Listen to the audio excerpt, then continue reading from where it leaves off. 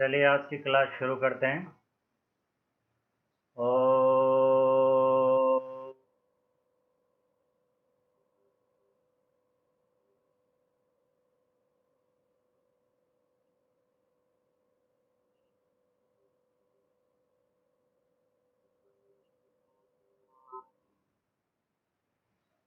ओम भूर्भुवः स्वः तत्सवितुर्वरेण्यं भर्गो देवस्य धीमहि धियो यो नः प्रचोदयात्। आप सभी को मध्याह्नकालीन प्रणाम। आज की क्लास में हम रिलेटेड वन वे एनोवा और कंट्रास्ट के बारे में बात करेंगे।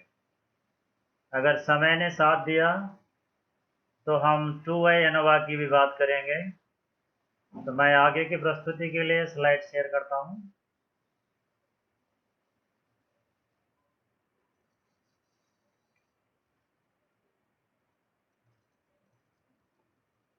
दोस्तों, सबसे पहले हम बात कर लेते हैं कि हमें रिलेटेड वन वे एनोवा का यूज कहाँ पे करना है।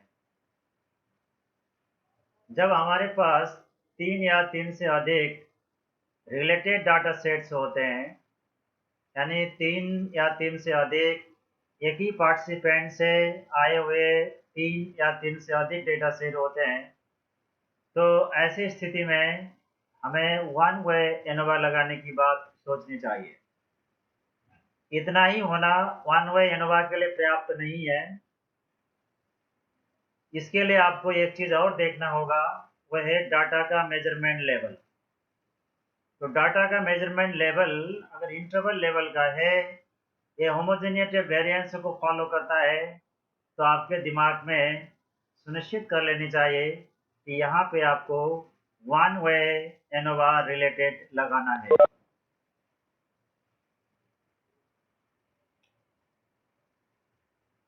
इस बात को स्पष्ट करने के लिए मैं आपको एक उदाहरण देता हूँ, और इस उदाहरण में हमारे पास 6 सहभागी हैं और एक इंडिपेंडेंट वेरिएबल है जिसके 3 कंडीशन है।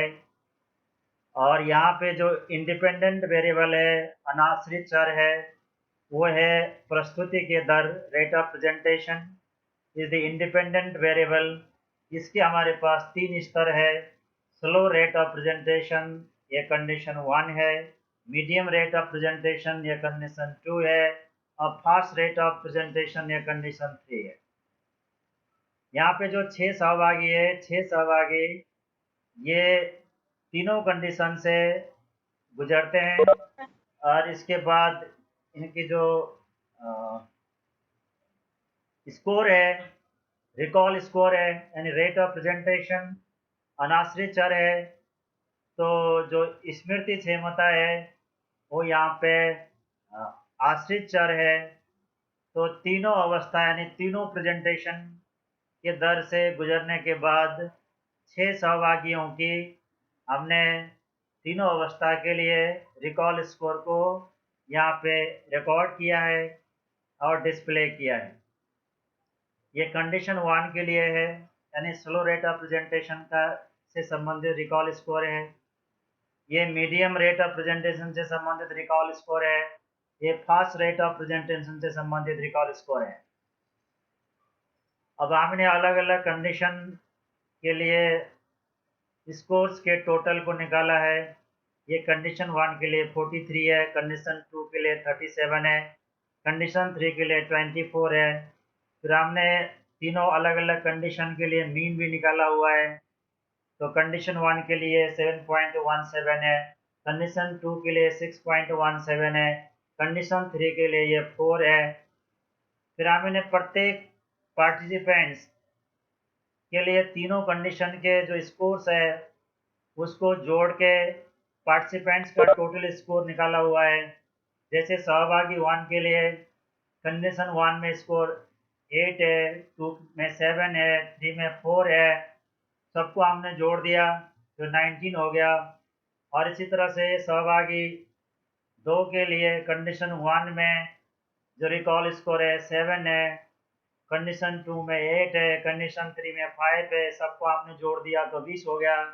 इसी प्रकार हमने 6 सहभागियों की अलग अलग कंडीशन से संबंधित स्कोर को जोड़ा और टोटल स्कोर निकाला, और ये सभी स्कोर को जोड़ दिया तो ये फिर ग्रांड टोटल हो गया।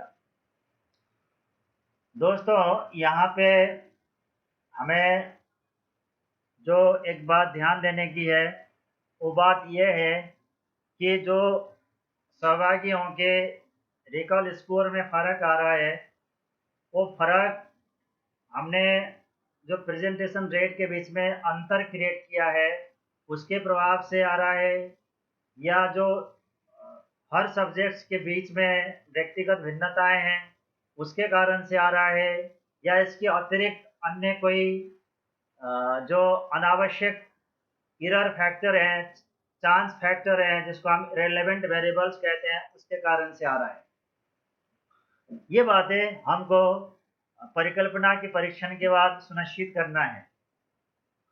तो हमारी नल हाइपोथेसिस ये कहेगी there is no significant difference among the recall scores of 3 conditions.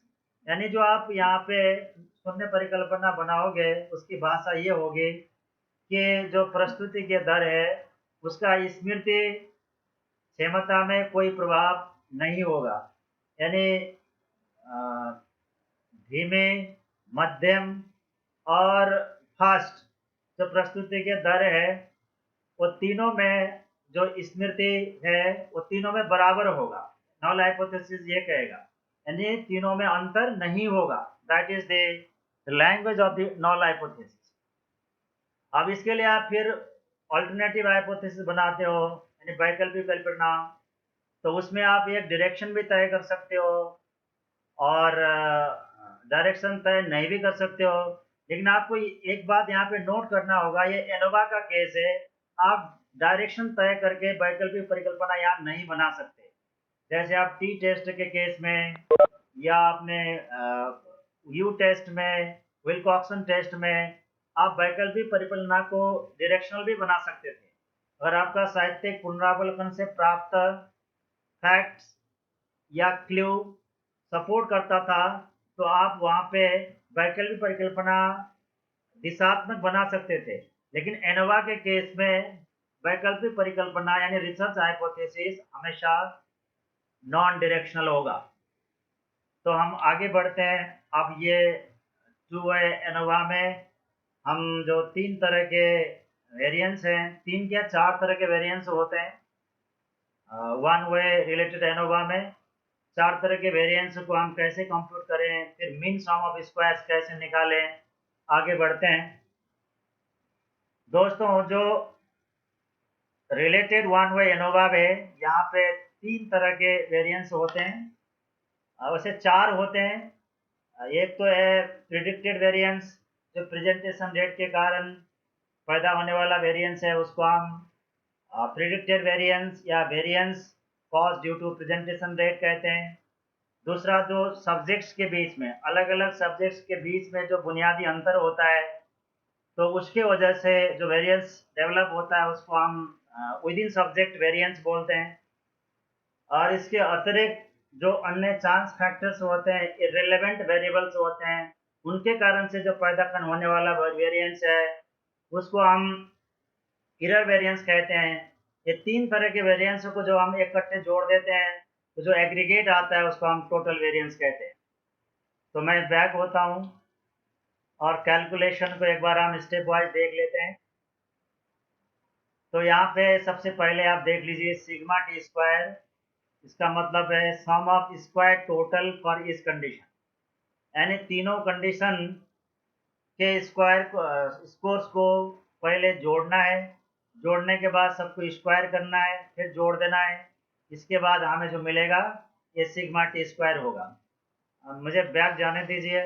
जैसे यहाँ पे 43 है, यहाँ 37 है, 24 है, सबको हमने स्क्वायर कर दिया फिर जोड़ दिया तो ये क्या हो गया, सिग्मा टी स्क्वायर हो गया। दूसरा है sigma two square S is equal to sum of square totals for each participant. यानी हमने हर एक पार्टिसिपेंट के स्कोर को तीनों कंडीशन में जोड़ना है, यानी कंडीशन 1, कंडीशन 2, कंडीशन 3, तीनों कंडीशन में एक पार्टिसिपेंट के द्वारा प्राप्त स्कोर को जोड़ना है, इसको स्क्वायर कर देना है और फिर जोड़ना है, तो जो टोटल योगफल आएगा वो सिग्मा टी स्क्वायर एस होगा। जैसे यहाँ पे ये सहभागी पार्टिसिपेंट 1 है, इसके कंडीशन 1, कंडीशन 2, कंडीशन 3 के स्कोर्स को हमने जोड़ दिया तो 19 मिल गया। इसी तरह से हमने छठवां जो सहभागी है उसके कंडीशन 1, कंडीशन 2, कंडीशन 3 के स्कोर को जोड़ा तो ये 19 हो गया। अब हमें ये सारे जो total of scores for all 3 conditions obtained by each participants are total here, सबको जोड़ देना है, स्क्वायर करना है, जोड़ना है। तो ये हो गया। और यहाँ n का मतलब होता है नंबर ऑफ पार्टिसिपेंट्स, यानी सहभागियों की संख्या जो कि 6 है। और यहाँ पे जो एक्सपेरिमेंटल कंडीशंस हैं वो 3 है, यानी slow rate of presentation, medium rate of presentation and fast rate of presentation. Total number of scores तीनों कंडीशन को मिला के 18 हैं, यानी एक में 6, 6, 6। तो इस तरह से ये ग्रैंड टोटल है। ये भी हमने ग्रैंड टोटल में सिग्मा एक्स होल स्क्वायर, सारे स्कोर को जोड़ देना है, यानी 18 स्कोर को जोड़ना है, जितना आता है उसको फिर स्क्वायर कर देना है, that is the grand total square. फिर इसको हम टोटल नंबर ऑफ स्कोर से डिवाइड कर देते हैं, तो जो प्राप्त होता है that is constant to be subtracted from all sum of squares. तो यहाँ पे जो कांस्टेंट है that is sigma X whole square by N, और इसी तरह से sigma X square sum of each individual square square, sum of each individual score square, यानी सारे स्कोर यानी कितने स्कोर है, 18 है, 18 को स्क्वायर करना है, सबको जोड़ना है। तो सबसे पहले हम between group sum of squares निकाल रहे हैं। Between group sum of squares is equal to sigma T square by N minus sigma X whole square by N, तो ये आ गया 31.44। इसी तरह से sum of squares for the variance caused by subjects, I mean इसको आप दूसरे शब्द में कह सकते हैं within subject sum of squares is equal to sigma T square S by C minus sigma X whole square by N, तो ये फाइनली आ गया 9.78। और फिर हम निकाल लें total sum of squares. Total sum of square is equal to sigma X square minus sigma X whole square by N, यह आ गया 63.11। दोस्तों अब ये टोटल सम ऑफ स्क्वायर्स, इसमें से ये और ये आप घटा देंगे, यानी when you will subtract the within sum of squares and between sum of squares from total sum of squares, then that will be sum of squares for error, sum of squares for chance factors। तो हम यही करने वाले हैं अगले step में। Total sum of square से between sum of square और within sum of square घटा देने पर जितना बचता है वो है एरर सम ऑफ स्क्वायर्स। तो इस तरह से हमने 4 सम ऑफ स्क्वायर्स निकाल ली, between group, within group, error और इसके बाद टोटल सम ऑफ स्क्वायर्स। अब हम ये चारों तरह के सम ऑफ स्क्वायर्स के लिए डिग्री ऑफ फ्रीडम निकालते हैं। Between group sum of squares के लिए डीएफ इज इक्वल टू होता है नंबर ऑफ कंडीशंस माइनस 1। तो हमारे पास कंडीशन यहाँ 3 है, 3 माइनस 1 2 हो गया। इसी तरह से यहाँ पे जो degree of freedom for within subjects variance is equal to number of subjects minus 1। तो नंबर ऑफ सब्जेक्ट्स हमारे पास 6 हैं, 6 माइनस 1 5 हो गया। इसी तरह से यहाँ पे degree of freedom for total sum of squares is equal to total number of data points. Total number of data points means 18 minus 1 is equal to 17. तो ये सेम है, जैसे आप एरर सम ऑफ स्क्वायर्स निकालते हैं वैसे ही degree of freedom for error variance निकालने का फॉर्मूला सेम है, D F total minus D F between minus D in subject is equal to 17 minus 2 minus 5 is equal to 10। तो इस तरह से आपने सभी तरह के यानी चारों तरह के सम ऑफ स्क्वायर्स के लिए डिग्री ऑफ फ्रीडम निकाल ली। अब आपको संबंधित सम ऑफ स्क्वायर्स को डिग्री ऑफ फ्रीडम से भाग देना है और मीन सम ऑफ स्क्वायर्स निकालने, that is mean sum of squares for computing, this is the mean between sum of squares, mean between sum of squares, mean between group sum of squares, आपको ऐसा बोलना चाहिए, mean between group sum of squares is equal to between sum of squares divided by degree of freedom for between group variance, it comes around 15.72। तो ये अब इसी प्रकार से आप mean within group within group sum of squares निकालते हैं और इसी तरह से mean sum of squares for error निकालते हैं। अब आपने एरर भी निकाल ली, विदिन ग्रुप वेरिएंस भी निकाल लिया, विदिन सब्जेक्ट और इसी तरह से बिटवीन ग्रुप भी निकाल लिया। अब आपको ये वैल्यू निकालनी है। ये वैल्यू निकालने के लिए आपको सबसे पहले हम निकालते हैं F ratio for mean sum of squares for the groups is equal to MS between by MS error, finally it come 7.18। यहाँ पे डिग्री ऑफ फ्रीडम ग्रुप्स के लिए 2 है और एरर के लिए 10 है। इसी तरह से विदिन सब्जेक्ट वेरिएंस के लिए जो एफ है that is MS subject by MS error, it comes around 0.8935। अब आपको टेबल देखना है और ये अमेरिकन साइकोलॉजिकल एसोसिएशन के द्वारा जो प्रकाशित टेबुलेशन का जो तरीका है यानी एनोवा को रिपोर्टिंग करने का जो टेबल है उसके हिसाब से हम इस तरह से वन वे रिलेटेड एनोवा के रिजल्ट को टेबल में प्रस्तुत करते हैं। सोर्स ऑफ वेरिएंस ऑब्वियसली ये 4 तरह के हैं, मैंने आपको पहले बता दिया। तो 4 तरह के वेरिएंस हैं तो सम ऑफ स्क्वायर 4 ही होंगे, हमने ऑलरेडी निकाल रखा है। डिग्री ऑफ फ्रीडम भी 4 तरह के होंगे और मीन सम ऑफ स्क्वायर्स 3 होंगे। एक तो बिटवीन ग्रुप के लिए होगा, ये विदिन ग्रुप के लिए होगा और ये एरर के लिए होगा। इसको हम इसे डिवाइड कर देंगे तो ये आएगा और इसको हम इसे डिवाइड कर देंगे तो ये आएगा। अब ये वैल्यू सिग्निफिकेंट है कि नहीं है, हमारा नॉल हाइपोथेसिस रिजेक्ट हो रहा है या नहीं हो रहा है, इसको हमें सुनिश्चित करना है। तो हम टेबल देखते हैं। टेबल देखने का तरीका वैसा ही है जैसा हमने वन वे इंडिपेंडेंट एनोवा के केस में देखा था।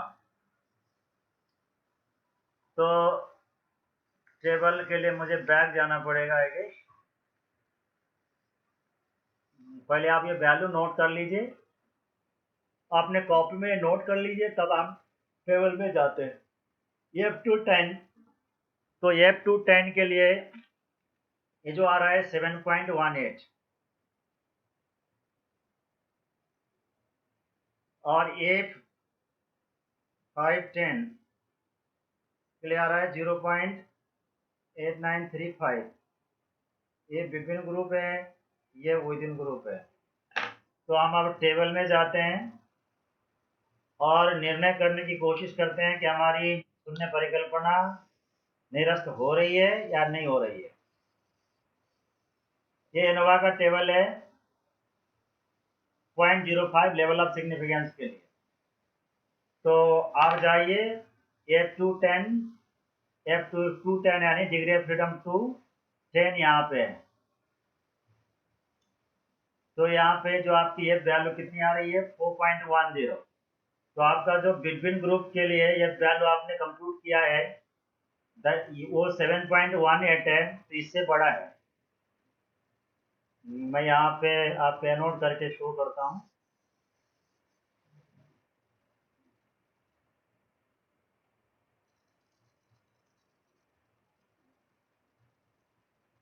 जरा आप इसको देख लीजिए, 2 में ये आ रहा है 210 में 4.10 ये वैल्यू है। तो हमारा वैल्यू है 7.18, तो हमारी वैल्यू इससे ज़्यादा है। तो हमें और छोटे लेवल ऑफ सिग्निफिकेंस के लिए ट्राई करनी चाहिए। ठीक है, तो अभी तो हमने 0.05 लेवल ऑफ सिग्निफिकेंस में टेबल देखा था। अब हम आगे देखते हैं 0.01 के लिए।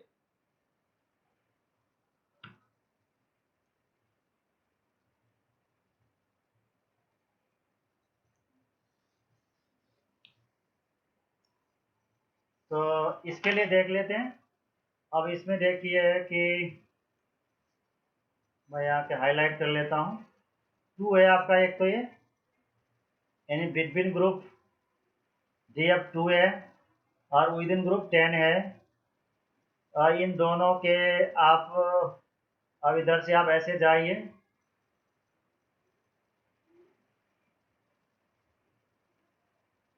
इधर आइए हॉरिजेंटल, और इसे आप वर्टिकल आइए। तो वैल्यू कितनी आ रही है 7.56। तो हमने जो टेबल में वैल्यू निकाला था वो वैल्यू इससे कम है। हमारा वैल्यू 7.18 है। तो यहाँ पे तो नॉल हाइपोथेसिस हम रिजेक्ट नहीं कर सकते, तो पहले के केस में हमें देखना पड़ेगा। तो हम नॉल हाइपोथेसिस किस लेवल में रिजेक्ट कर पा रहे हैं 0.05 लेवल ऑफ सिग्निफिकेंस में। यानी जो आपने प्रेजेंटेशन दिया है उसके प्रभाव से जो रिकॉल स्कोर में सार्थक अंतर आ रहा है, वो सार्थक अंतर किस लेवल ऑफ सिग्निफिकेंस में सार्थक है 0.05 में है, 0.01 में नहीं है। अब अगला हम देख लेते हैं ये 510 जो विद इन ग्रुप वेरिएंस के कारण जो ये वैल्यू हमने कंप्यूट किया है वो सिग्निफिकेंट है कि नहीं है। मैं बैक चला जाता हूँ, फिर 0.05 से हम शुरू करते हैं। 0.05 के लिए अब हमें देखना है, इसके लिए जो हमारा है केस, तो इसमें हमारा डिग्री ऑफ फ्रीडम में 5 है, इधर का 5 है, और 5 और 5 और 16 है आई गेस।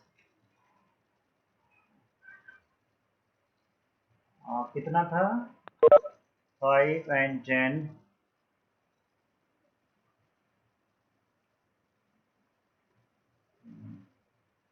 टोटल 18 थे।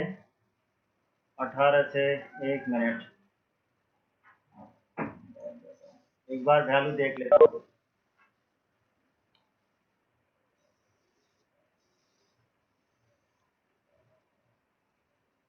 दैट वाज द केस, ये था 510 था। ओके,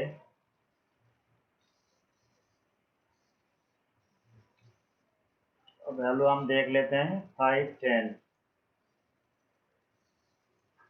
510, और हम सीधा जाते हैं तो ऊपर से नीचे आ जाइए। तो ये 3.33 है, लेकिन आपने जो वैल्यू निकाला है कंप्यूट किया है, ये वैल्यू कितनी है 0.8935 है। तो इस वैल्यू से ये कम है। हमने जो वैल्यू निकाला है वो टेबल के क्रिटिकल वैल्यू से कम है, तो यहाँ पे नॉल हाइपोथेसिस रिजेक्ट नहीं होगा। ठीक है, तो हमने दोनों केस में टेबल देख ली। अब हम कंक्लूजन ड्रॉ करते हैं, कैसे कंक्लूजन निकालना है।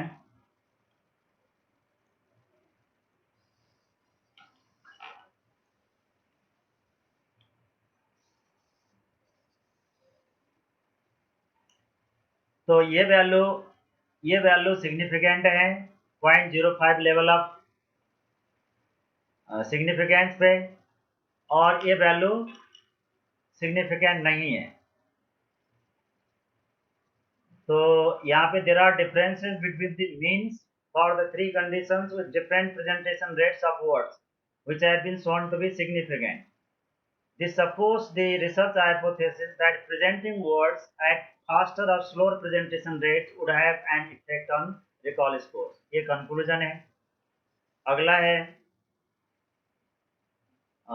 यहाँ पे विद इन सब्जेक्ट जो वेरिएंस है वो सिग्निफिकेंट नहीं है, तो उसका कोई हमारे पास मीनिंग नहीं है।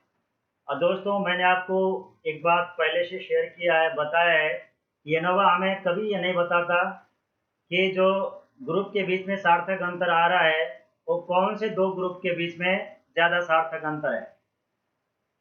तो इसके लिए हमें फिर दो दो ग्रुप को लेके अंतर निकालना होता है बाद में, उसी को हम बोलते हैं पोस्ट हॉक कंपैरिजंस। आप नोट कर लीजिए POSTCOMPARISON, post hoc comparisons. ANOVA never tells us which are the two groups having more difference. That is never declared by ANOVA. ANOVA just shows whether there is significant difference among the groups or not. इतना ही ANOVA हमें बोलता है। और हमारी शोध का उद्देश्य कौन से दो ग्रुप के बीच में अंतर ज़्यादा है ये पता करना है, तो हमको दूसरी स्ट्रैटेजी से आगे बढ़ना होगा। और एनोवा निकालने के बाद अगर एनोवा का रिजल्ट सार्थक आता है, एनोवा में जो ओवरऑल डिफरेंस हमें प्राप्त होता है अगर वो सार्थक हो जाता है, तब जाके हम फिर कौन से दो ग्रुप के बीच में ज़्यादा अंतर है ये बात पता करने के लिए सोचते हैं। और इसको पता करने के लिए जो हम आगे काम करते हैं उसको हम बोलते हैं पोस्ट हॉक कंपैरिजन, और दूसरे शब्द में इसको कंट्रास्ट भी कहते हैं। और जो हमने अभी आपको डेटा एनालिसिस किया था और जिसके बारे में बताया था उसका ये ग्राफ है। हमारे पास जो प्रेजेंटेशन के रेट थे फास्ट मीडियम स्लो, यानी प्रेजेंटेशन रेट के 3 कैटेगरी थे, और हमने रिकॉल स्कोर को वाई एक्सिस में प्लॉट किया था। वाई एक्सिस में रिकॉल स्कोर्स हैं, एक्स एक्सिस में रेट ऑफ प्रेजेंटेशंस हैं। तो इस ग्राफ से आपको स्पष्ट पता चल रहा है अगर हम जल्दी जल्दी पढ़ाते हैं, जल्दी जल्दी प्रस्तुत करते हैं, तो बच्चों की याददाश्त कम होती है, सबसे कम है। और मध्यम गति से हम प्रस्तुत करते हैं तो बच्चों की याददाश्त थोड़ी बढ़ती है, अच्छी होती है। और हम धीमी गति से पढ़ाते हैं तो याददाश्त और बढ़ जाती है। तो आपको ये बात मेरे क्लास में भी होता होगा, ठीक है। तो ये परिणाम है। तो कोई भी रिजल्ट हमें मिलता है तो हम फिगर्स में भी स्टैटिकल मेजर्स के रूप में भी प्रस्तुत करते हैं, और उसको ग्राफ में भी प्रेजेंट करते हैं। अब ग्राफ किस तरह का आपके पास रिजल्ट है उसमें निर्भर करता है। आप बार ग्राफ में भी शो कर सकते हो, हिस्टोग्राम में शो कर सकते हो, पाई चार्ट बना सकते हो, बार डायग्राम बना सकते हो, इसी तरह से और भी टाइप्स हैं। वैसे अगर आप SPSS में स्टार्ट ऑफ एनालिसिस करोगे, ग्राफ के लिए कमांड दोगे तो अपने आप प्लॉट करके भी दे देता है। तो दोस्तों मैं ये बात कर रहा था कि एनोवा हमें कौन से दो ग्रुप के बीच में ज़्यादा अंतर है ये बात नहीं बताता। इसके लिए हमें एनोवा रन करने के बाद अगर ग्रुप के बीच में सार्थक अंतर मिलता है तब फिर आगे निकालना होता है, इसीलिए हम इसको पोस्ट हॉक कंपैरिजन कहते हैं। पोस्ट हॉक का मतलब होता है आफ्टर द इवेंट, जब कोई घटना घट जाता है उसके बाद की जाने वाली कंपैरिजन, राइट। तो और इसको जो पोस्ट हॉक कंपैरिजंस है इसको हम कंट्रास्ट भी कहते हैं। कंट्रास्ट यानी जैसे उदाहरण के लिए आपको यहाँ पे मैं समझाने जा रहा हूँ। हमारे पास कंडीशन यहाँ पे 3 थे, कंडीशन 1, 2, 3। अगर हम दो दो के बीच में अंतर निकालना चाहें तो यहाँ पे 3 कंट्रास्ट बन सकते हैं, यानी कंडीशन 1 और कंडीशन 2 के बीच का अंतर। इसी तरह से कंडीशन 2 और कंडीशन 3 के बीच का अंतर भी हो सकता है, कंडीशन 1 और कंडीशन 3। तो कितने कंट्रास्ट हो गए यहाँ पे? 1, यानी contrast between condition 1 and condition 2, contrast between condition 2 and condition 3, contrast between condition 1 and condition 3। तो these are called the contrast। अब आपके मन में एक सवाल आ सकता है, सर इसके लिए तो हम टी लगा लें, क्योंकि हमें दो ग्रुप के बीच में अंतर ही तो बताना है, यानी दो ग्रुप के बीच में सार्थक अंतर है या नहीं है, ये बात हमें सुनिश्चित करना है, तो हम टी टेस्ट लगा ले। आप बिल्कुल सही सोच रहे हो, आपका सोचना बिल्कुल मुनासिब है। तो आपको यहाँ पे टी ही निकालना पड़ेगा, या टी भी ना निकाले तो वैसे ही स्टैटिकल मेजर आपको यहाँ पे कंप्यूट करनी पड़ेगी। लेकिन यहाँ पे एक खास बात है जो मैं आपको अगले स्लाइड में शेयर करता हूँ। अब आप ये सोचते हैं कि यहाँ पे जो पॉसिबल कंट्रास्ट हैं वो 3 है, कंडीशन 1 कंडीशन 2 के बीच में, कंडीशन 2 कंडीशन 3 के बीच में, कंडीशन 1 और कंडीशन 3 के बीच में। अब ये आपकी मर्जी है कौन कौन दो ग्रुप के बीच में आपको कंट्रास्ट पता करना है। तो जितने कंट्रास्ट आप निकालना चाहते हैं, यानी उतने से आपको लेवल ऑफ सिग्निफिकेंस को डिवाइड करना पड़ेगा। जैसे मान लीजिए, और यहाँ पे लैंग्वेज ज़्यादा है, आप स्लाइड से ज़्यादा मुझे सुनिए कि अब मैं आपको आगे ले जाता हूँ डाटा में, यहाँ से समझाने की कोशिश करता हूँ। अब जरा आप यहाँ मीन को देख लीजिए, कंडीशन 1 के लिए मीन 43 है, कंडीशन 2 के लिए 37 है, कंडीशन 3 के लिए 24 है। तो जब आप यहाँ पे अंतर निकालेंगे तो यहाँ पे 43, 37, इस दोनों के बीच में भी अंतर है, 37 और 24 के बीच में भी है। ऑब्वियसली कंडीशन 1 और कंडीशन 3 के बीच में ज्यादा अंतर है, 43 और 24 के बीच का जो डिफरेंस सबसे ज्यादा होगा। तो आपका जो कंट्रास्ट होगा ये ज्यादा, ये मीनिंगफुल है। तो वैसे तो यहाँ पे 3 कंट्रास्ट है, सभी में अंतर दिख रहा है, तो ये मैं सुनिश्चित नहीं कर पाऊंगा जब तक हम पोस्ट ऑफ टेस्ट कंप्यूट नहीं करते, तब तक कौन सा स्टैटिकली सिग्निफिकेंट है और कौन सा नहीं है कहना मुश्किल है। फिर भी सामान्य अवलोकन से हमें स्पष्ट पता चल रहा है कि कंडीशन 1 और कंडीशन 3 के बीच में जो डिफरेंस है वो ज़्यादा है, तो ये हमारी ज़्यादा महत्व का हो सकता है। तो मैं यहाँ पे बात कर रहा था आपसे, तो यहाँ पे आप जितने कंट्रास्ट निकालते हैं उतने नंबर से आपको लेवल ऑफ सिग्निफिकेंस को डिवाइड करना होगा। मान लीजिए, मेरा मतलब यह है कि आपने कंडीशन 1 और कंडीशन 3 को कंपेयर किया तो ये एक कंट्रास्ट हो गया, आपने कंडीशन 2 और कंडीशन 1 को कंपेयर किया तो कंट्रास्ट 2 हो गया। अगर आप दो निकालते हैं, दो कंट्रास्ट निकालते हैं, तो आपको जो लेवल ऑफ सिग्निफिकेंस है उसको दो से डिवाइड करना पड़ेगा और वो लेवल ऑफ सिग्निफिकेंस तय करना पड़ेगा। तो मैं आपको स्पष्ट रूप में ये समझाने की कोशिश कर रहा हूँ कि जो बोर्न-फेरेनी एडजस्टमेंट है, वहाँ पे हम जितना कंट्रास्ट निकालते हैं उतने नंबर से लेवल ऑफ सिग्निफिकेंस को भाग दे देते हैं और उसी लेवल में जाके टी वैल्यू देखते हैं। इसको बोलते हैं बोर्न-फेरेनी एडजस्टमेंट। जब आप टी टेस्ट लगाओगे, एनोवा लगाओगे, तो एसपीएसएस में बोर्न-फेरेनी एडजस्टमेंट का बड़ा नाम आएगा।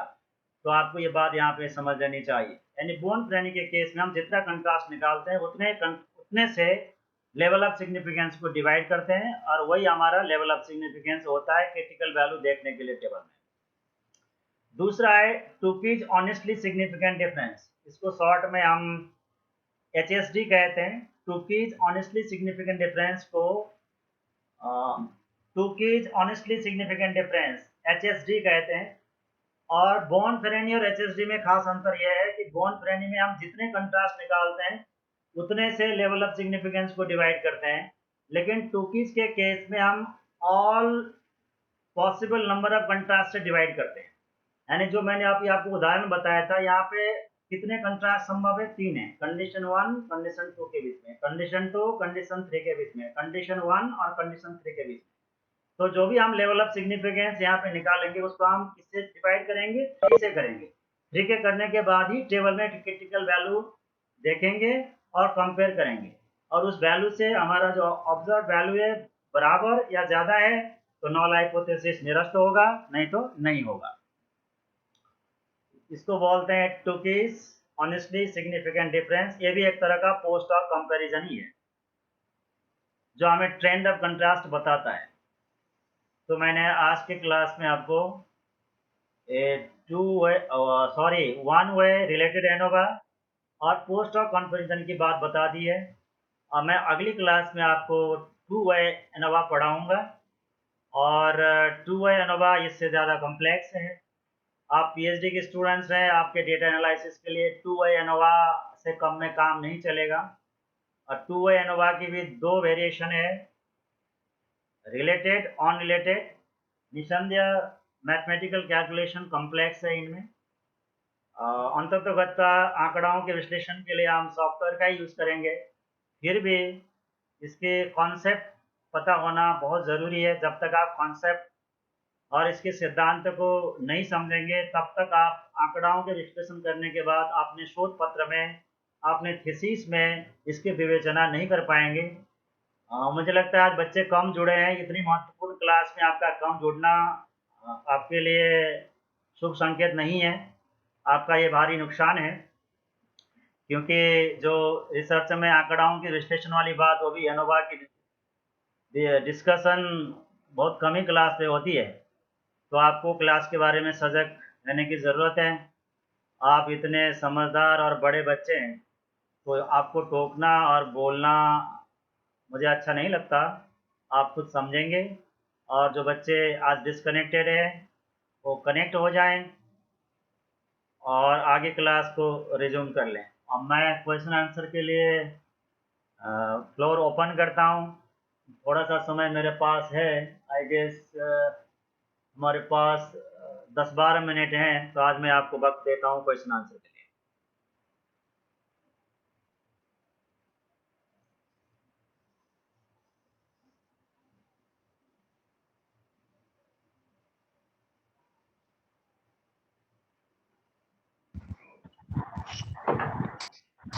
मैंने सबको अनम्यूट कर दिया है। आप आपस में बात नहीं करेंगे, कुछ सवाल पूछना हो तो मुझसे पूछिए।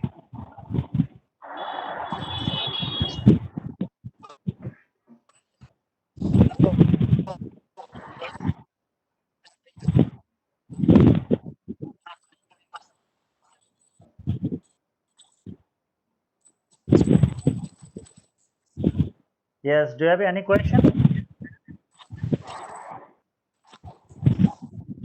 हेलो। Yes, प्रणाम सर। yes. सर मैं गरिमा। सर बताइए। टू केस HSD एक बार दोबारा बता दीजिए क्या है?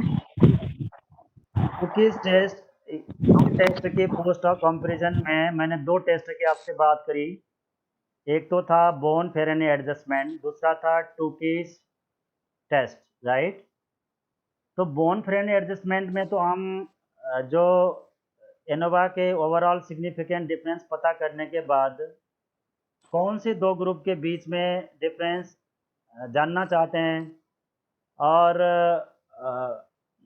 कौन से 2 ग्रुप के बीच में सार्थक अंतर ज़्यादा है, हमें इस बात को पता करने की चेष्टा हो। तो हम जितने ग्रुप के बीच में यानी जितना कंट्रास्ट निकाल देते हैं ना, उतने से ही लेवल ऑफ सिग्निफिकेंस को डिवाइड करते हैं। मान लीजिए आपका रिजल्ट 0.05 लेवल ऑफ सिग्निफिकेंस में सिग्निफिकेंट आ रहा है। मैं बोन फ्रेंड की बात आपको पहले समझा रहा हूँ। और जो मैंने यहाँ पे आपको उदाहरण दिया था उसमें कितने कंडीशन थे? 3 थे। अगर हम 2-2 के बीच में अंतर निकालना चाहते हैं तो कितने सेट बन जाते हैं? 3। Condition 1, condition 2, condition 2, condition 3, condition 3, condition 1। तो अगर मान लीजिए आपकी मर्जी ये है कि आपको लगता है कि तीनों कंट्रास्ट नहीं निकालना है, पोस्ट ऑफ कंपैरिजन में आप केवल चाहती हैं कि केवल 2 कंट्रास्ट आपको निकालना है, तो बोन फ्रेनी के केस में लेवल ऑफ सिग्निफिकेंस आपका 0.05 है तो 2 से डिवाइड होगा। समझ में आया? Yes sir. लेकिन टूकी के केस में आपको 3 से डिवाइड करना पड़ेगा। टूकी में आप कितने कंट्रास्ट निकाल रहे हैं उससे मतलब नहीं है, पॉसिबल नंबर ऑफ कंट्रास्ट कितने हो सकते हैं। जो अभी मैंने आपको उदाहरण प्रस्तुत किया था, इसमें contrast possible number of contrast कितने हो सकते थे, 3 हो सकते थे ना? तो आपको 3 से डिवाइड करना होगा लेवल ऑफ सिग्निफिकेंस को। अब 0.05 को आप 3 से डिवाइड करिए, जितना आता है उतने लेवल ऑफ सिग्निफिकेंस में जाके आपको टेबल देखना होगा और वैल्यू को फिर वहाँ से क्रिटिकल वैल्यू उठा के आपको कंपेयर करना होगा। अगर हमारा जो निकाला हुआ वैल्यू, ऑब्जर्व वैल्यू उतने लेवल ऑफ सिग्निफिकेंस के क्रिटिकल वैल्यू से बराबर होगा या ज़्यादा होगा तो नॉल हाइपोथेसिस निरस्त होगा, नहीं तो नहीं होगा। ये फर्क है बेटा बॉर्न-फ्रेनी और टुकीज के बीच। Okay sir, thank you sir. Okay,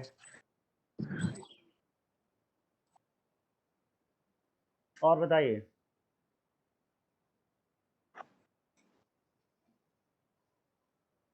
पूछिए, आपके पास 8-9 मिनट का समय है।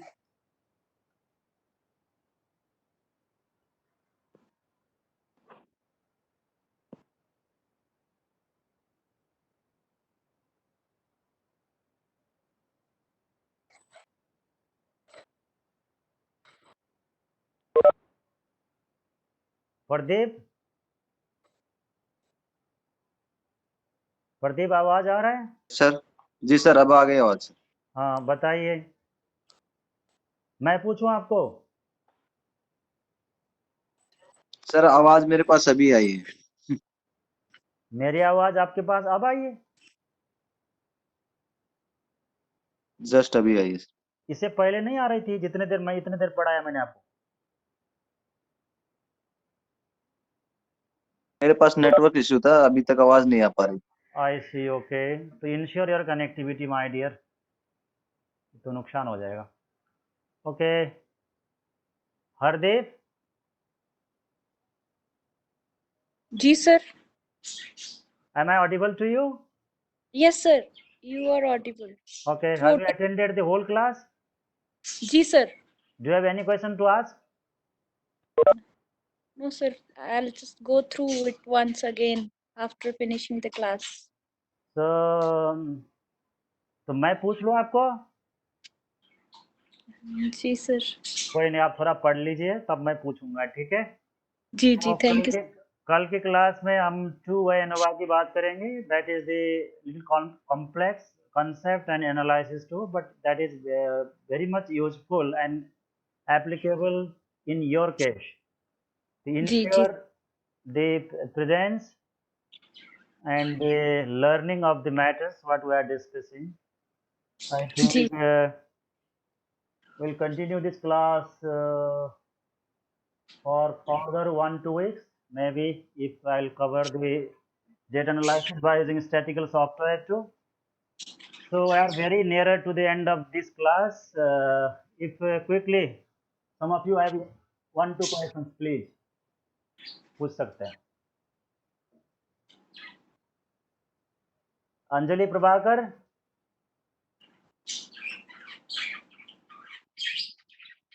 अंजलि,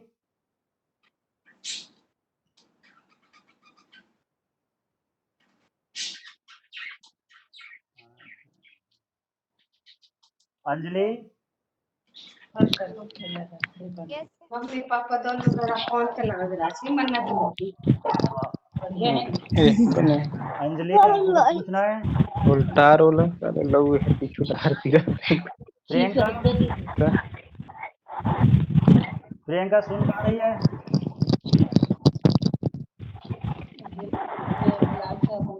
और रख देना मां, रख दो क्लास चलता है। ओके, आई थिंक 5 मिनट बाद सुरेंद्र